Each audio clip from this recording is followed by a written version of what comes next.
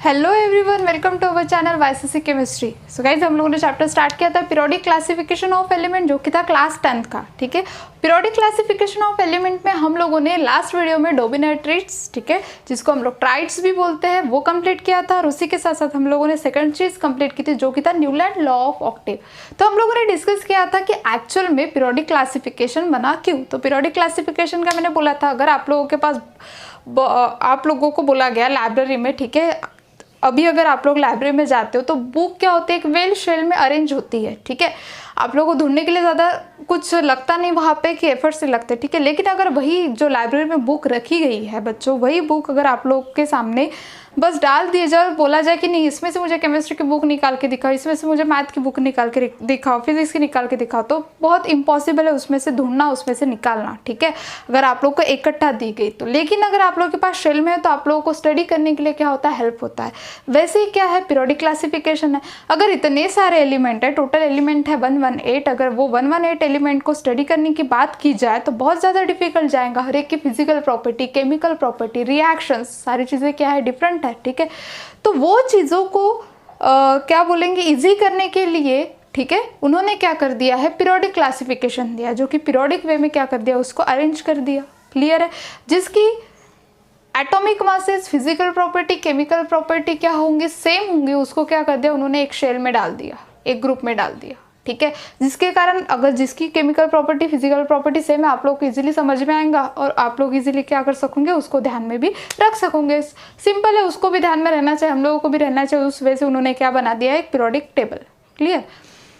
हम लोगों ने सबसे पहला साइंटिस्ट जो देखा था, जो सबसे पहले पीरियोडिक क्लासिफिकेशन के बारे में बोले, वो था डोबिनेट्राइट्स। ठीक है, उन्होंने क्या बोला था कि 3 एलिमेंट्स का ग्रुप बनाओ जिनकी physical property, chemical property same है।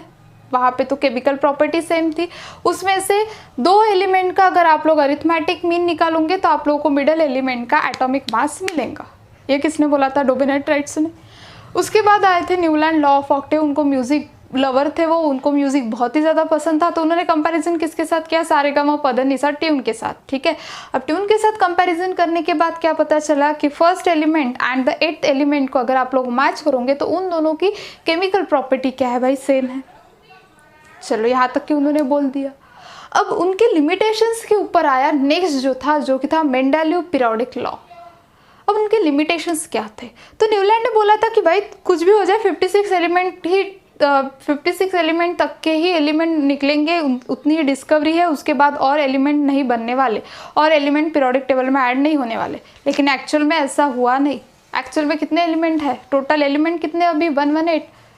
तो ये रॉन्ग कंसेप्ट था। उसके बाद उन्होंने बोला कि जो प्रॉपर्टी वाली बात की कि फर्स्ट एंड 8 एलिमेंट की प्रॉपर्टी, वो तो कैल्शियम तक की अप्लीकेबल थी, उसके बाद वो अप्लीकेबल नहीं हुई। तो ये कुछ लिमिटेशंस को ध्यान में रखते हुए जो नेक्स्ट साइंटिस्ट थे मेंडेलीव, जो कि कौन से थे, रशियन साइंटिस्ट। ठीक है, उन्होंने सोचा कि ये जो है, ये तो टोटली बिल्कुल भी लागू नहीं हो रहे। ठीक है, तो बात क्या है, तो उन्होंने एक बात बोल दी कि टोटल अगर आप लोग एलिमेंट की बात करोगे तो एलिमेंट जहाँ पे same physical property, chemical property, उसको सेम ग्रुप में डाल दो, यहाँ तक की बात ठीक है। बट उन्होंने बताया कि ग्रुप कितने हैं, पीरियड कितने हैं, और क्या क्या चीज़ें आप लोगों ने उसमें छोड़ दी है। तो जितने भी लिमिटेशंस थे न्यूलैंड लॉ ऑफ ऑक्टेव्स को, उसको ओवरकम उन्होंने किया था मेंडेलीव लॉ में। ठीक है, मेंडेलीव पीरियोडिक टेबल में। क्लियर हो गया। तो अब मेंडेलीव पीरियोडिक टेबल की अगर बात करोगे, ठीक है, अब मेंडेलीव पीरियोडिक टेबल की तरफ जाने से पहले हम लोग थोड़ा सा आगे की पीछे थोड़ा सा देखते हैं कि पीरियोडिक टेबल क्या होता है। ठीक है, चलो, तो हम लोग देखेंगे पीरियोडिक टेबल क्या है।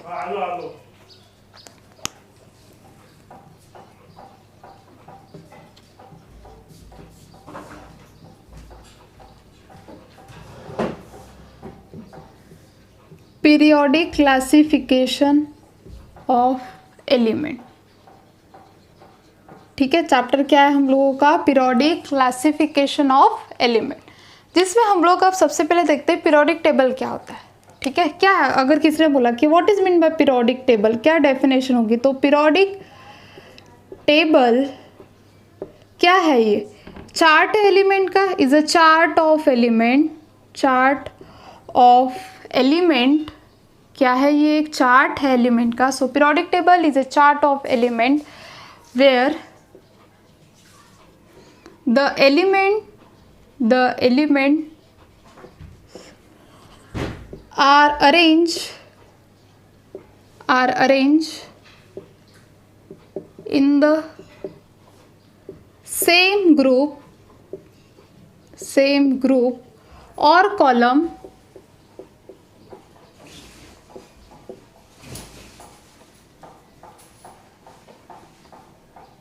which या फिर having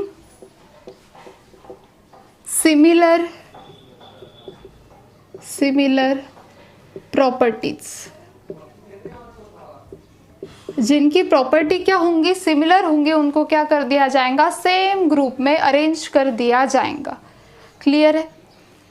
chart of the element है, बहुत सारे एलिमेंट्स है, ठीक है, जिसको हम लोग स्टडी कैसे कर रहे हैं, चार्ट के हिसाब से। अब उसके बाद पीरियोडिक क्यों बोला गया है ना? तो पीरियोडिक क्या है? It is known as periodic because the properties of element are repeated after a certain interval. एक इंटरवल के बाद क्या होते जा रही है, प्रॉपर्टी कंटिन्यूअसली रिपीटेड मैनर में हो रही है, ठीक है, और रिपीट होने के कारण हम लोग क्या बोल रहे हैं उसको, पीरियोडिक। और टेबल क्यों बोलते हैं? क्योंकि एक टैबुलर रिप्रेजेंटेशन है, ठीक है, इसलिए हम लोग क्या बोलते हैं उसको, टेबल। क्लियर हो गया? तो periodic table and the periodic. Clear हो गया? चलो इसका स्क्रीनशॉट निकालो जल्दी। तो गाइज अभी हम लोग देखने वाले हैं मेंडेलीव पीरियोडिक लॉ। ठीक था, हम लोगों ने डिस्कस क्या किया था कि मेंडेलीव पीरियोडिक लॉ आया क्यों। हम लोगों ने बोला था कि न्यूलैंड के कुछ क्या थे, लिमिटेशंस थे, ठीक है, उस लिमिटेशंस को ओवरकम करने के लिए आया जो नेक्स्ट था, जो कि था मेंडेलीव पीरियोडिक लॉ। अब देखते हैं इस मेंडेलीव पीरियोडिक लॉ ने क्या बताया, ठीक है। So on the basis of the periodic classification of the element, Mendeleev क्या बोल रहे थे, तो मेंडेलीव का स्टेटमेंट था, ये एक रशियन क्या थे, साइंटिस्ट है, ठीक है। सो स्टेटमेंट क्या था इनका, when the elements are arranged in increasing order of their atomic masses, the elements with similar property, the element with similar properties repeated at certain intervals,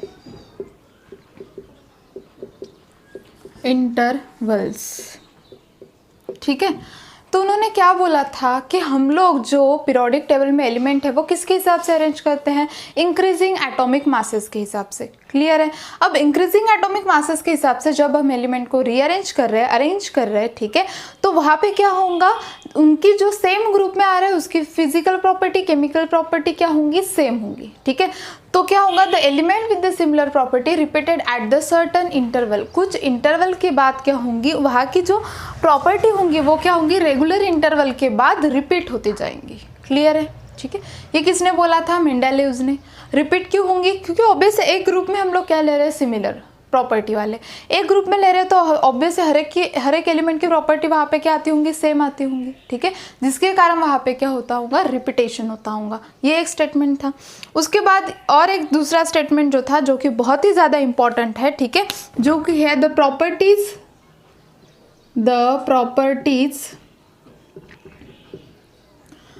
of element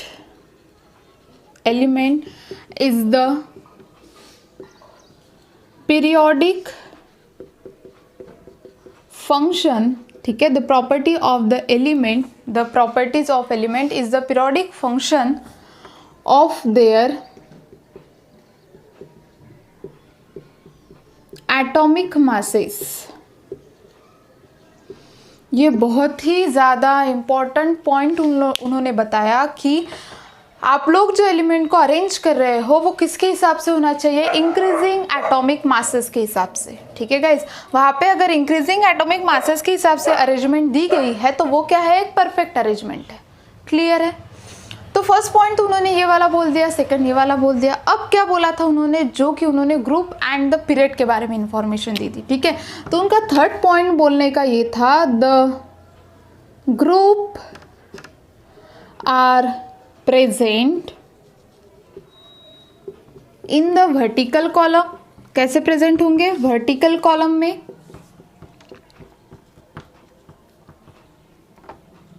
ठीक है, और the period are present in horizontal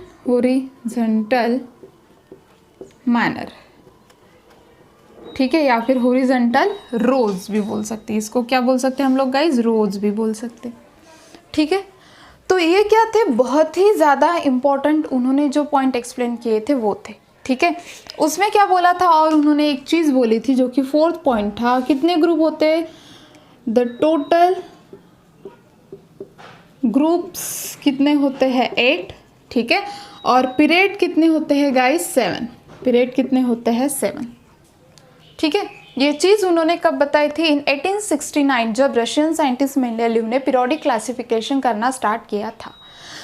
Mendeleev वैसे देखा जाए तो बहुत ही बड़ा और बहुत ही अच्छे प्रेडिक्शन दिए उन्होंने पीरियोडिक टेबल के बारे में, बहुत ही इंपॉर्टेंट प्रेडिक्शन थे। ठीक है, उनके प्रेडिक्शन हद से ज़्यादा, जितने भी, मतलब हम लोग बोल सकते हैं कि 70% उनके प्रेडिक्शन क्या थे, बहुत ही ज़्यादा करेक्ट थे।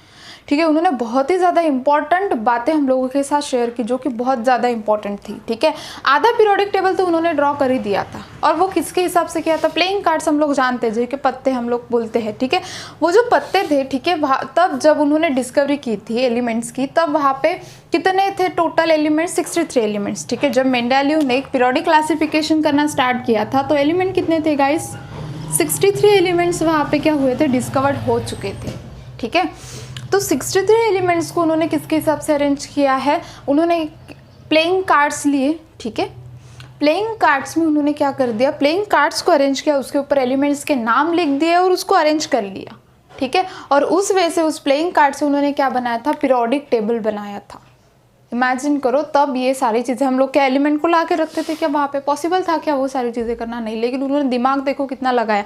लेकिन फिर भी अफसोस की बात यह है कि मेंडेलीव को पीरियोडिक लॉ बताने के लिए नोबेल प्राइज़ नहीं मिला, जो कि उनको मिलना चाहिए था, डिजर्व करते थे, क्योंकि उन्होंने आधा पीरियोडिक टेबल तो परफेक्टली ड्रॉ कर दिया था, लेकिन नहीं मिला। ठीक है, तो कंप्लीटली प्लेइंग कार्ड्स के हिसाब से क्या किया उन्होंने, अरेंजमेंट कर दी। ठीक है, 63 एलिमेंट्स की according to the increasing atomic masses.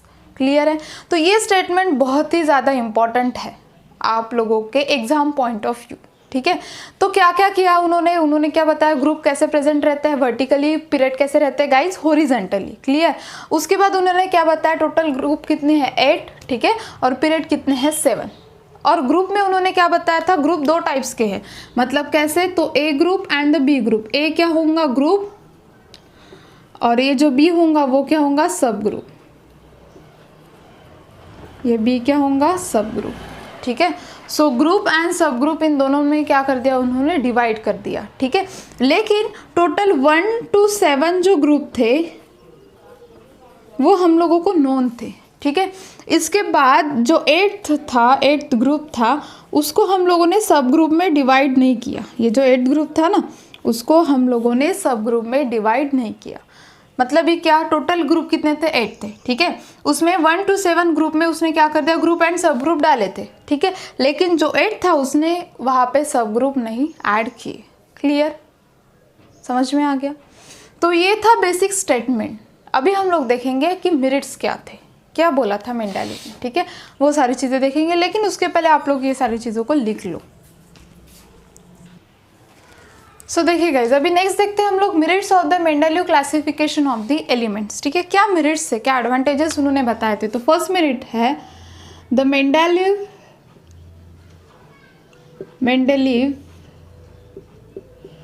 periodic law predicted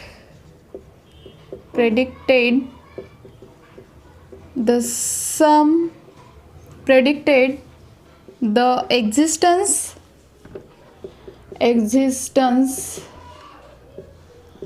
of some element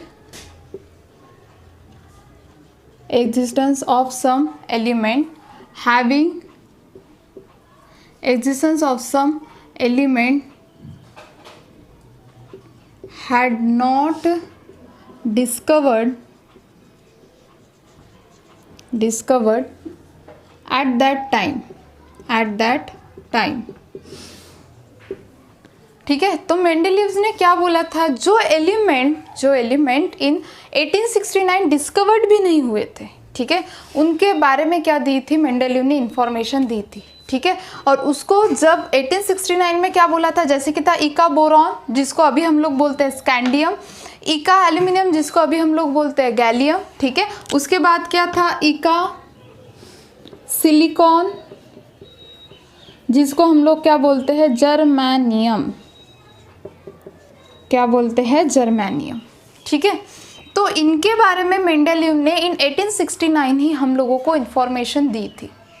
clear है। ठीक है, तो उन्होंने क्या किया था, गैप्स छोड़ा था वहां पे। अब इका का मीनिंग क्या होता है, इका का मीनिंग होता है इन संस्कृत फर्स्ट।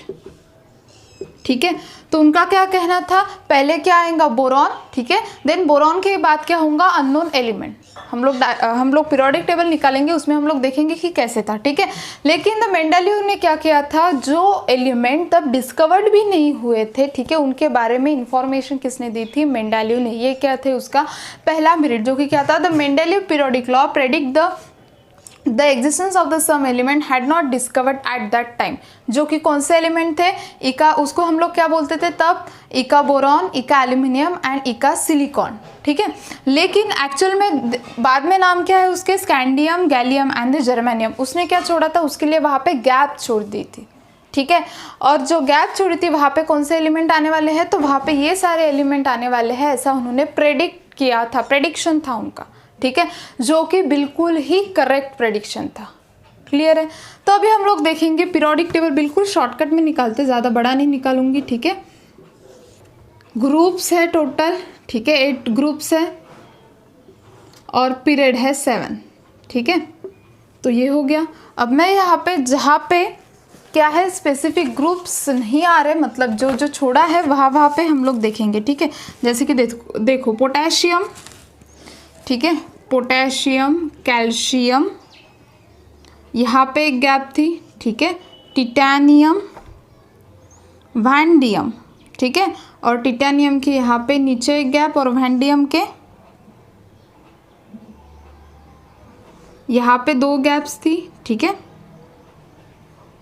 और यहाँ पे और एक यहाँ पे। ठीक है, और वैंडियम के यहाँ पे तो फुलफिल था। ठीक है, तो देखो यहाँ पे जो इन्होंने गैप छोड़ी थी मेंडेलीव्स ने, ठीक है, यहाँ पे जो गैप छोड़ी थी वहाँ पे कौन आता था, देखो अब उन्होंने प्रेडिक्ट कैसे किया। देखो कैल्शियम एटॉमिक नंबर कितना है 20, ठीक है, और 20 के बाद डायरेक्ट टिटेनियम 22 आ रहा है। ठीक है, तो यहाँ पे एटॉमिक मासेस जो है वो क्या है, गायब है। हम लोग क्या बोलते हैं कि हम लोग इंक्रीजिंग ऑर्डर में, इंक्रीजिंग एटॉमिक मासेस के ऑर्डर में हम लोग उसको क्या करते हैं, अरेंज करते हैं। तो भाई अगर 20 हो गया तो 21 यहाँ पे चाहिए था, लेकिन वैसा है ही नहीं यहाँ पे प्रेजेंट।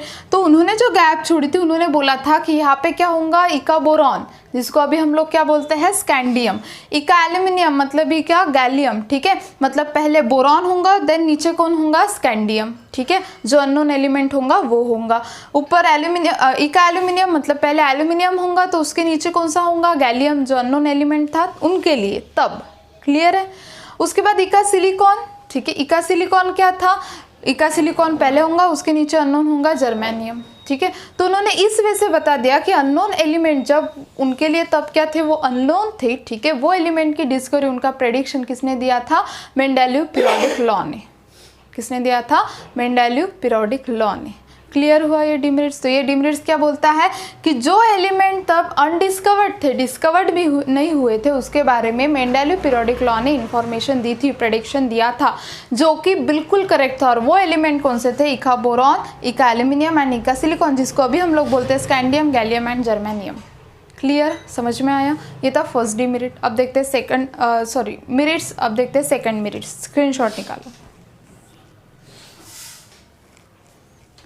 तो गाइज अब देखते हैं नेक्स्ट मेरिट्स क्या था। नेक्स्ट मेरिट था the Mendeleev periodic law, Mendeleev periodic law predicted the properties of several element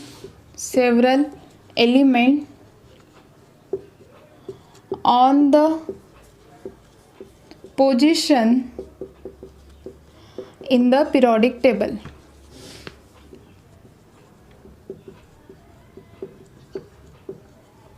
तो उन्होंने क्या बोला था कि जो डिस्कवर्ड जो एलिमेंट है उनकी पोजीशन के ऊपर से उन्होंने क्या बताई थी? प्रॉपर्टीज बताई थी एलिमेंट की। ठीक है, जैसे कि अगर कोई फर्स्ट ग्रुप में आ रहा है, कोई एलिमेंट है जो कि किस में आ रहा है गाइस? फर्स्ट ग्रुप में आ रहा है। ठीक है, तो फर्स्ट ग्रुप में आने वाले एलिमेंट की प्रॉपर्टी जो कि डिस्कवर्ड जो कि एलिमेंट थे, ठीक है, उनकी कुछ प्रॉपर्टी उन्होंने क्या कर दी थी? एकदम करेक्ट बता दी थी, बिल्कुल परफेक्ट। ठीक है, तो हर एक जो एलिमेंट है, ठीक है, उसकी प्रॉपर्टी क्या होंगी? जो सेवरल एलिमेंट्स है, on the basis of this position, उनकी पीरियोडिक टेबल में पोजीशन क्या है, उस पोजीशन के हिसाब से उन्होंने उनकी डेंसिटी, मास, वॉल्यूम, उनकी बॉइलिंग पॉइंट, उनका मेल्टिंग पॉइंट, ये सारी प्रॉपर्टी क्या की थी? इन्होंने एक्सप्लेन कर दी थी। ये भी एक क्या है? बहुत अच्छा मेरिट है। मुझे बताओ, कुछ भी वहाँ पे आप लोगों के पास कुछ भी नहीं है, लेकिन आप लोग अगर प्रेडिक्ट कर रहे हो तो वो कितनी बड़ी बात है। ठीक है, तो ये जो सेकंड मेरिट था वो भी बहुत ज़्यादा इंपॉर्टेंट था कि जो पीरियोडिक टेबल में जितने एलिमेंट है, on the basis of this position, element की पोजीशन के ऊपर से उन्होंने क्या किया था?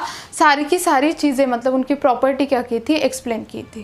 क्लियर है? ठीक है, उसके बाद थर्ड जो था वो बहुत ही ज़्यादा इंपॉर्टेंट था। Third merit, Mendeleev periodic table, Mendeleev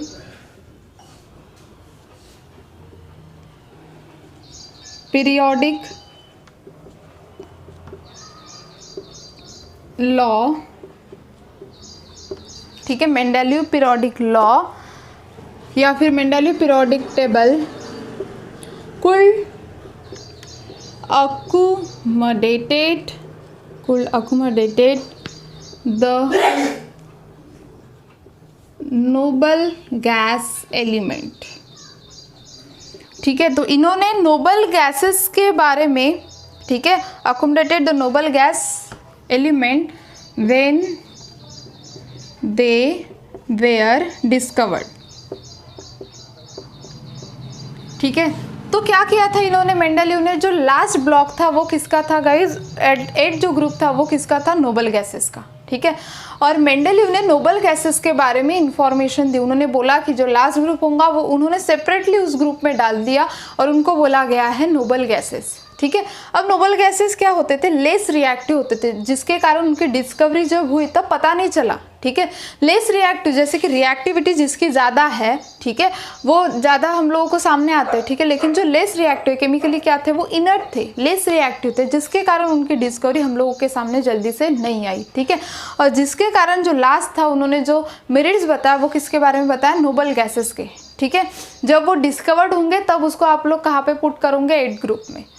इसके बारे में किसने इन्फॉर्मेशन दी? मेंडेलिव्स ने। नोबल गैसेस के बारे में उन्होंने बताया। ठीक है, और उसके लिए उन्होंने क्या छोड़ दी? जगह भी छोड़ दी कि नहीं, जब भी व्हेन दे डिस्कवर्ड, जहाँ पे भी डिस्कवर्ड होंगे तो क्या दिया जाएगा? नोबल गैसेस का एक सेपरेट ग्रुप बनाया जाएगा। क्लियर? तो ये थे 3 मेरिट्स, जो कि पहला था कि उन्होंने किसके बारे में प्रेडिक्शन किया है? एलिमेंट्स के बारे में। ठीक है, कुछ ऐसे एलिमेंट जिनकी क्या है? सिर्फ गैप प्रेजेंट है, वहाँ पे गैप छोड़ दिए उन लोगों ने। ठीक है, सेकंड क्या था? Mendeleev periodic law predict the property of the several element on the position. Property भी बताई उन्होंने पोजीशन के हिसाब से सेवरल एलिमेंट्स की। क्लियर है? उसके बाद मेंडेलीव पीरियोडिक टेबल कुल not accommodated the noble gas element. Noble gas के बारे में उन लोगों ने कुछ भी मतलब अकोमोडेटेड किया था कि ऐसा ऐसा होगा, नोबल गैसेस है, उनके लिए उन्होंने क्या कर दी, जगह छोड़ दी। क्लियर। तो ये तो थे मेरिट्स। अब देखते हैं demerits of the Mendeleev periodic classification of the element. ठीक है, तो उसके पहले इसका स्क्रीनशॉट निकालो।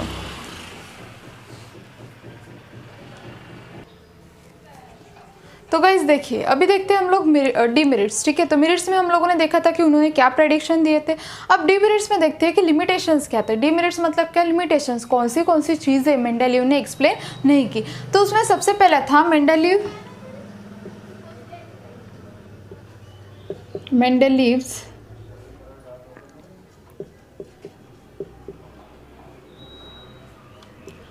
could not explain the isotopes, sorry, the position of isotopes in the periodic table। ठीक है, उन्होंने पोजीशन, आइसोटोप्स की पोजीशन ही नहीं बताई। अब आइसोटोप्स मतलब क्या होते हैं गाइस, आइसोटोप्स मतलब क्या है, द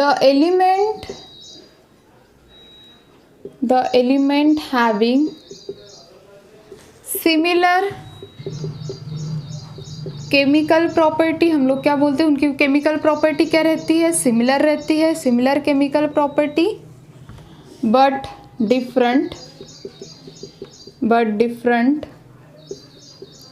एटॉमिक मासेस क्या रहते हैं, उनके डिफरेंट रहते हैं। ठीक है, so the element having the similar chemical property but different atomic masses, उनको हम लोग क्या बोलते हैं, आइसोटोप्स। ठीक है, तो आइसोटोप्स के पोजीशन के बारे में, ठीक है, जैसे कि अगर हम लोग क्लोरीन लेते हैं, ठीक है, क्लोरीन, तो क्लोरीन 35 और दूसरा क्या होता है, क्लोरीन 37। ठीक है, अब ये डिफरेंट आइसोटोप्स है क्लोरीन के। अब इनकी पोजीशन के बारे में, जो पीरियोडिक टेबल में पोजीशन के बारे में कुछ बताना चाहिए था, उसके बारे में कुछ सेपरेट ग्रुप या फिर आइसोटोप्स का कुछ सेपरेट ग्रुप कर देते, ऐसा कुछ भी डिस्कशन मेंडेलीव ने किया ही नहीं। ठीक है, जैसे कि अगर क्लोरीन के आइसोटोप्स है, उस आइसोटोप्स को वो वहाँ पे पुट करते जा रहा, उनके लिए कुछ सेपरेट ग्रुप या फिर कुछ सेपरेट चीज़ें या फिर कुछ सेपरेट लिखना चाहिए या नहीं, उसके बारे में उन्होंने कुछ भी प्रेडिक्शन ही नहीं दिया, उन्होंने कुछ बोला ही नहीं, एक्सप्लेनेशन ही नहीं दिया है। ठीक है, तो सबसे पहला क्या है डीमेरिट्स की, उन्होंने पोजीशन के बारे में एक्सप्लेनेशन ही नहीं दिया। ठीक है, जो आइसोटोप्स की पोजीशन होनी चाहिए थी, ठीक है, जैसे कि Cl35 है, Cl37 हम लोग एग्जांपल के तौर पे लेते हैं, तो उसके बारे में, उसकी पोजीशन के बारे में मेंडेलीव ने एक्सप्लेनेशन नहीं दिया। क्लियर, ये क्या था, पहला, सबसे पहला क्या था, डीमेरिट्स था। ठीक है, चलो ये तो हो गया पहला, एग्जाम्पल के तौर पे लिख देना, क्लोरीन 37 या फिर क्लोरीन 35, ठीक है, एंड क्लोरीन 37 एग्जाम्पल के तौर पे। ठीक है, अब सेकंड देखते हैं, सेकंड डीमेरिट्स क्या था। तो सेकंड डीमेरिट्स में उन्होंने wrong order of the atomic masses के ऊपर डिस्कशन नहीं किया। ठीक है, तो सेकंड डीमेरिट्स था wrong order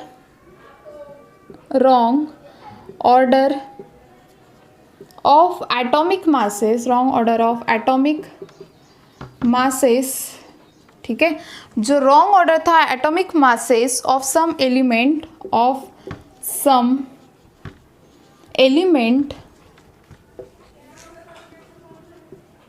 could not be explained।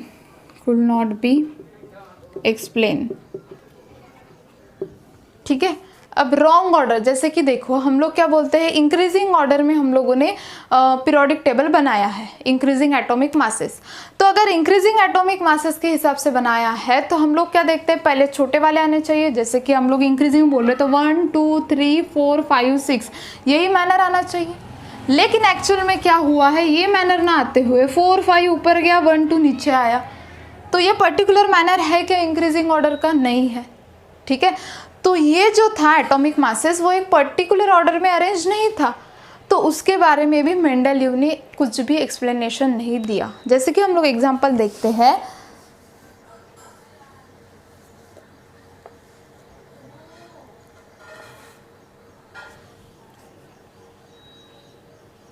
Example में हम लोग लेते हैं निकल। ठीक है। तो निकेल का एटॉमिक मास है 58.7, कितना है 58.7, ठीक है। और अगर हम लोग निकेल की बात करेंगे, एग्जाम्पल में हम लोगों ने लिया है निकेल और उसका लोअर है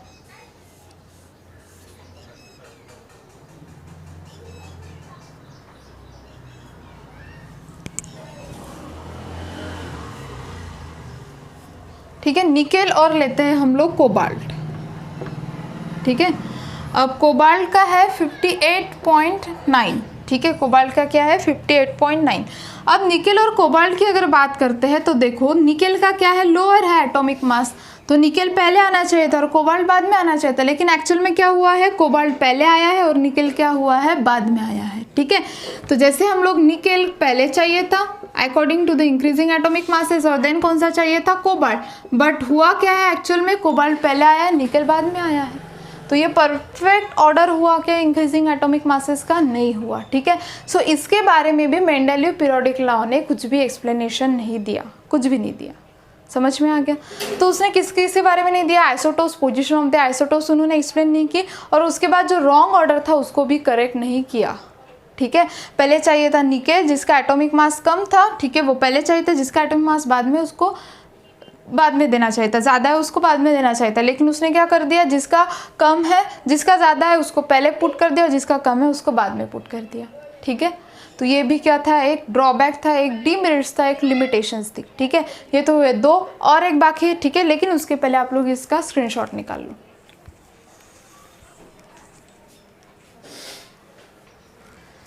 तो गाइज अभी थर्ड डीमेरिट्स है जो कि है the correct position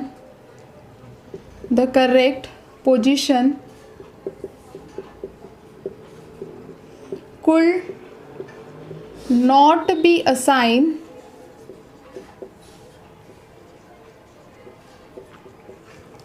to the hydrogen